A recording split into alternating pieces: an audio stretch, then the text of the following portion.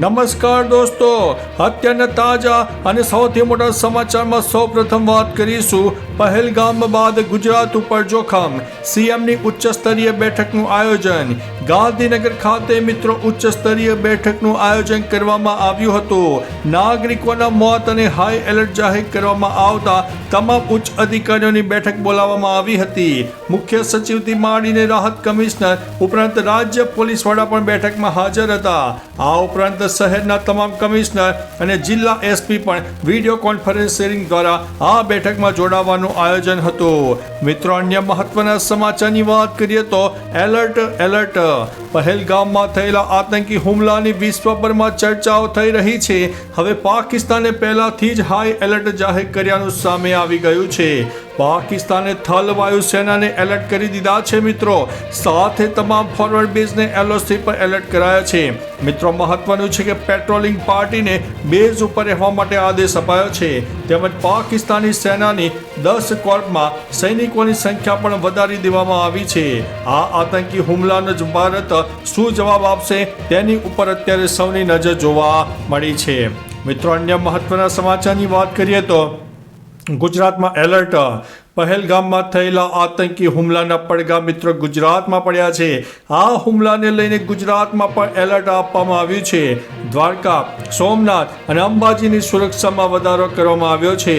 આ સાથે પાકિસ્તાન નજીકથી કચ્છની બોર્ડર ખાતે પણ એલર્ટ આપવામાં આવ્યું છે. બસ અને રેલવે સ્ટેશન જેવા વિસ્તારોમાં ખાસ નજર રાખવામાં આવી રહી છે. મિત્રો, અન્ય મહત્વના સમાચારની વાત કરીએ તો અમદાવાદમાં પારો 42 ડિગ્રીને પાર. રાજ્યમાં ગરમીના વધુ એક રાઉન્ડની શરૂઆત થઈ ગઈ છે. ત્યારે અમદાવાદ, રાજકોટ અને કચ્છમાં ગરમીનો પારો 42 ડિગ્રીને પાર થવાની શક્યતા છે. હવામાન વિભાગે આગામી 5 દિવસ આખરી ગરમીની આગાહી કરી છે.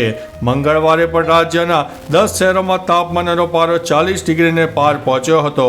5 દિવસ બાદ મહત્તમ તાપમાનમાં 2 થી 3 ડિગ્રીનો વધારો થવાની શક્યતા છે. મિત્રો, અન્ય મહત્વના સમાચારની વાત કરીએ તો પાર્કિંગ વિવાદમાં 70 વર્ષીય સિક્યુરિટી ગાર્ડ ઉપર હુમલો. ખેરાલુના શિવ લેન્ડમાર્ક કોમ્પ્લેક્સમાં એક ચોંકાવનારી ઘટના સામે આવી. કોમ્પ્લેક્સના 70 વર્ષીય સિક્યુરિટી ગાર્ડ વિજુબા વાઘેલા ઉપર એક કાર ચાલકે હુમલો કર્યો. વિજુબા છેલ્લા 4 વર્ષથી આ કોમ્પ્લેક્સમાં સિક્યુરિટી ગાર્ડ તરીકે ફરજ બજાવે છે. 3 દિવસ પહેલા બપોરના સમયે એક વ્યક્તિએ પોતાની કારને નો પાર્કિંગ ઝોનમાં પાર્ક કરી. આ અંગે પોલીસે ફરિયાદ નોંધીને આગળની કાર્યવાહી હાથ ધરી છે. મિત્રો, અન્ય મહત્વના સમાચારની વાત કરીએ તો ડમી વિદ્યાર્થીઓ મુદ્દે ડીઈઓનો પરિપત્ર. અમદાવાદ જિલ્લા શિક્ષણ અધિકારીએ એક પરિપત્ર જારી કરીને તમામ સ્કૂલોને અવગત કરી છે. ડમી વિદ્યાર્થીઓ મુદ્દે આ પરિપત્ર જાહેર કરવામાં આવ્યો છે. સ્કૂલોમાં વિદ્યાર્થીઓની 80% હાજરી ફરજિયાત કરાઈ છે. તે ઉપરાંત 5 કલાક શૈક્ષણિક કાર્ય પણ ફરજિયાત કરવામાં આવ્યું છે. જિલ્લા શિક્ષણ અધિકારીની ટીમ સ્કૂલોમાં સરપ્રાઇઝ ચેકિંગ કરશે. કોઈ પણ સ્કૂલ ખાનગી ક્લાસ ચલાવી શકશે નહીં. મિત્રો, અન્ય મહત્વના સમાચારની વાત કરીએ તો રાજ્યના ખેડૂતોના હિતમાં સરકારનો ઐતિહાસિક નિર્ણય.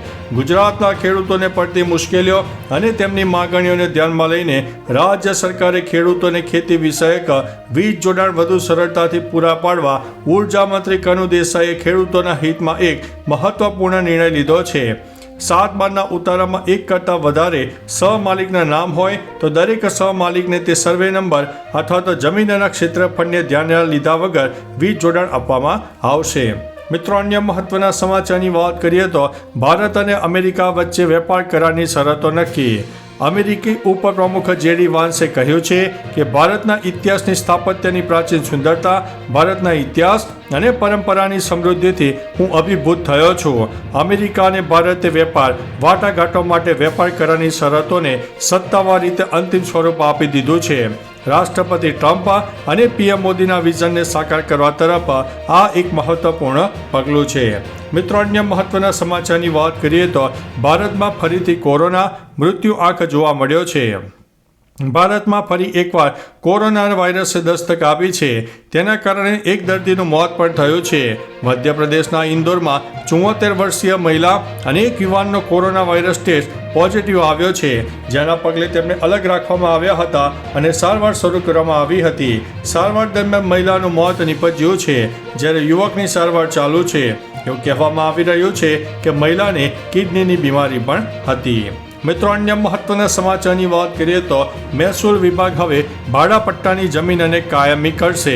લાંબા ગાળા તથા ટૂંકા ગાળા માટે ભાડાપટ્ટે આપવામાં આવતી સરકારી પડતર અને ખરાબાની જમીન અંગેની જોગવાઈઓમાં સુધારો કરવા બાબત ગુજરાત સરકારના મહેસૂલ વિભાગ ગાંધીનગર દ્વારા 21 એપ્રિલના રોજ અમદાવાદ, સુરત અને ભરૂચના સિટી સર્વે વિસ્તારોમાં લાંબા ગાળા અને ટૂંકા ગાળા માટે પટ્ટેથી જમીન આપવામાં આવતી જમીનોનો પટ્ટો તાજુ કરવા અથવા નિકાલ કરવા ઠરાવ કરાયો છે. મિત્રો, અન્ય મહત્વના સમાચારની વાત કરીએ તો એઆઈને કારણે રોજગાર સંકટ પર સુપ્રીમ કોર્ટે ચિંતા વ્યક્ત કરી છે. સુપ્રીમ કોર્ટે એઆઈ દ્વારા ઊભા થયેલા રોજગાર સંકટ પર ચિંતા વ્યક્ત કરી છે.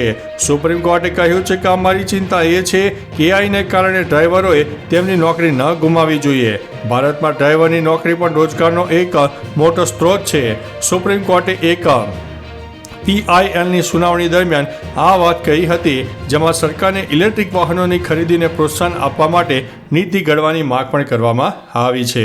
મિત્રો, અન્ય મહત્વના સમાચારની વાત કરીએ તો સાણંદ પોલીસે ક્રિકેટ સટ્ટો રમતા 7 બુકીઓને ઝડપી પાડી દીધા છે. અમદાવાદ ગ્રામ્ય પોલીસ ઇન્સ્પેક્ટર RN કરમટિયાના સ્ટાફને બાતમી મળી હતી કે સાણંદમાં આવેલા કલ્હાર બ્લુ બંગલોઝમાં કેટલાક લોકો IPL ઉપર સટ્ટો રમી રહ્યા છે, જેના કારણે પોલીસે દરોડો પાડતા 7 બુકીઓ દારૂની મહેફિલ મારતા મળી આવ્યા હતા, જેમાં પોલીસે 13 ફોન, રોકડ અને ટીવી જપ્ત કરીને વધુ તપાસ હાથ ધરી છે. આ બુકીઓ પાસેથી 26 બોટલ દારૂ અને 4 બિયરનો જથ્થો પણ મળી આવ્યો છે. મિત્રો, અન્ય મહત્વના સમાચારની વાત કરીએ તો ઊંટની ઘટતી જતી સંખ્યાને કારણે ઊંટ પાલકોમાં ચિંતા પ્રસરી છે. કચ્છના પચ્છમ પંથકમાં 12 જેટલા સમુદાયના 3 વર્ષ અગાઉ 845 જેટલા ઊંટો હતા, જે હવે ઘટીને માત્ર 475 રહ્યા છે. અગાઉ રણોત્સવ અને કાળો ડુંગર પર પ્રવાસીઓનો મેળાવડો જામતો હતો, ત્યારે પ્રવાસીઓ ઊંટની સવારી કરતા અને ઊંટ પાલકોને રોજગારી મળતી, પરંતુ હાલમાં પૂર્ણ થયેલા રણોત્સવમાં ઊંટ ગાડીઓના ફેરા ઘટતા ઊંટ પાલકોને ફટકો પડ્યો છે. ઊંટોની ઘટતી સંખ્યા એ ઊંટ પાલકો માટે ચિંતાનો વિષય બન્યો છે. મિત્રો, અન્ય મહત્વના સમાચારની વાત કરીએ તો ગરમીથી આ 5 રાજ્યોની હાલત થશે ખરાબ. દેશના વિવિધ ભાગોમાં હવામાન સતત બદલાતું રહે છે. રાજસ્થાન, હરિયાણા, દિલ્હી, ઉત્તર પ્રદેશ, બિહાર, ઝારખંડ, બંગાળ અને ઓડિશા જેવા રાજ્યોમાં ગરમી વધવાની શક્યતા છે. ઓડિશામાં ભીષણ ગરમીએ લોકોનું જીવન મુશ્કેલ પણ બનાવી દીધું છે. રાજ્યના ઝારસુગુડા જિલ્લામાં મહત્તમ તાપમાન 45.3 ડિગ્રી સેલ્સિયસ નોંધાયું છે, જેના કારણે લોકો માટે ઘર છોડવું પણ મુશ્કેલ બન્યું છે. મિત્રો, અન્ય મહત્વના સમાચારની વાત કરીએ તો શું તમે પણ કેમિકલવાળા કેળા તો નથી ખાઈ રહ્યા ને? સુરતના પૂર્ણા વિસ્તારમાં આવેલા ફ્રૂટ માર્કેટમાં વેપારીઓ વધુ નફો મેળવવાની લાઈનમાં લોકોના આરોગ્ય સાથે ચેડા કરતા હોવાની ઘટના પ્રકાશમાં આવી છે, જેમાં કેળાને કેમિકલના પાણીમાં ધોવામાં આવી રહ્યા છે. કેમિકલયુક્ત પાણીમાં કેળા પલાળ્યા બાદ કોલ્ડ સ્ટોરેજમાં મૂકવામાં આવે છે. 24 કલાકની અંદર ઝડપથી તે કેળા પકવવા પણ માંડે છે અને વેપારીઓ દ્વારા લોકોના આરોગ્ય સાથે ચેડા પણ કરવામાં આવી રહ્યા છે. મિત્રો, અન્ય મહત્વના સમાચારની વાત કરીએ તો ટેકાના ભાવે ખરીદી થયેલી મગફળીનો જથ્થો ચોરાયો છે. ગોંડલ ચોરડી ગામે આવેલા વેરહાઉસમાંથી નાફેડની 7.49 લાખની મગફળીની 287 બોરીની ચોરી થઈ ગઈ છે. આ અંગે ગોંડલ તાલુકા પોલીસ મથકમાં ફરિયાદ નોંધવામાં આવી છે. બનાવને લઈને પોલીસ ઉપરાંત LCBની ટીમે વધુ તપાસ હાથ ધરી છે. આ ગોડાઉનમાં વીરપુરના રવિભાઈ મકવાણા સિક્યુરિટી તરીકે, ગોમટાના પ્રજ્ઞેશભાઈ દધાણિયા અને વીરપુરના પ્રફુલભાઈ ચાવડા અને જીવરાજભાઈ ચાવડા નોકરી કરે છે. તો ચાલો મિત્રો, ફરીથી દેશ અને દુનિયાના સુપરફાસ્ટ સમાચાર લઈને મળતા રહીશો. ત્યાં સુધી અમને રજા આપશો. નમસ્તે.